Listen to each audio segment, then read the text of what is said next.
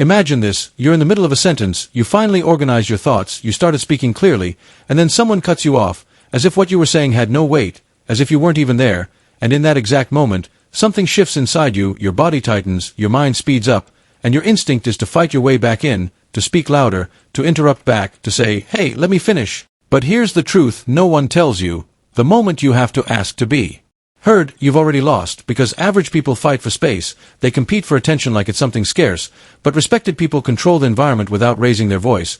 And today, you're going to learn 6 phrases that do exactly that.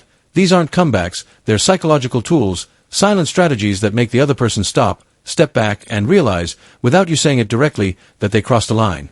And number 5, and sounds polite on the surface, but in reality it hits their ego hard. If you're tired of being ignored, talked over, or treated like someone easy to dismiss, pay close attention, because after this, you won't react the same way again. The Stoics understood this long before we did. Marcus Aurelius wrote about maintaining composure. Even when everything around you is chaotic, Epictetus taught that it's not what happens to you that matters, it's how you respond, and being interrupted is the perfect test of that. Because when someone interrupts you, it's not about you, it reveals them, their impatience, their impulsiveness, their lack of control. But most people make the mistake of reacting on that same level.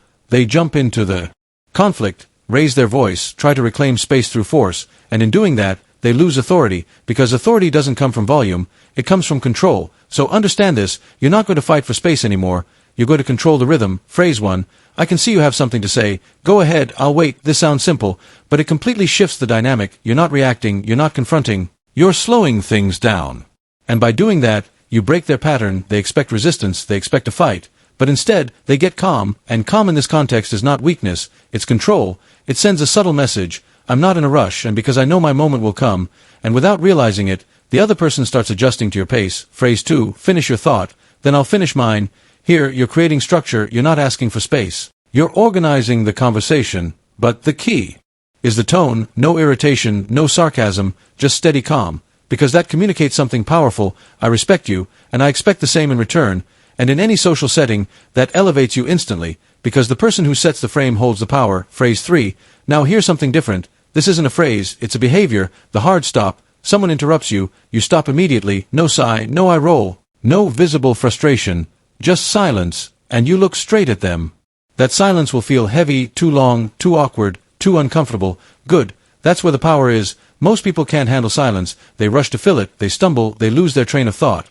And when that happens, you wait 1 second and calmly say, as I was saying, clean, controlled, unshaken. In that moment, their interruption becomes irrelevant, just noise that passed by.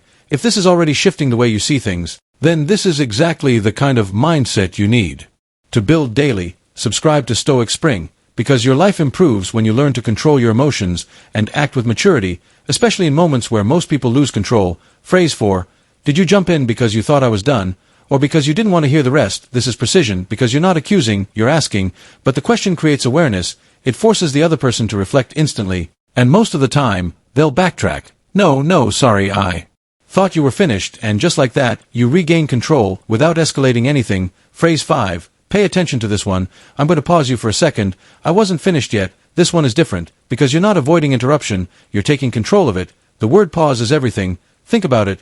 Who controls a video? The one who presses pause. You're doing the same thing in the conversation. You're setting the timing, and you're doing it politely, but underneath that politeness, there's authority, because you're communicating one thing clearly: what I'm saying matters, and it's not going to be dismissed, and that hits directly at the ego of the person who interrupted you. Phrase 6, you seem really passionate about this. Why don't you go first? This is psychological strategy. When you label someone as passionate, you're subtly pointing out emotion, and in any social interaction, the more emotional person appears less in control. You step back, you give them space, but at the same time, you redefine the dynamic, you let them talk, expand, lose structure, and then you step in when the room is quieter, more attentive, more receptive, and that's when your words land with weight. In the end, it all comes down to this: the world is getting louder, everyone wants to speak, everyone wants attention, but very few understand this. Respect doesn't come from volume, it comes from control, from presence, from the ability to stay grounded when others lose theirs. When you master this, you don't just stop being interrupted, you change how people perceive you. If you want to keep evolving at this level, subscribe to Stoic Spring, because when you build this kind of internal control, your life improves, you gain clarity, peace, and a level of maturity that most people never reach. And comment the word respect below, because that marks the moment you stop competing for attention and start commanding presence. Speak less but make. Every word carry weight.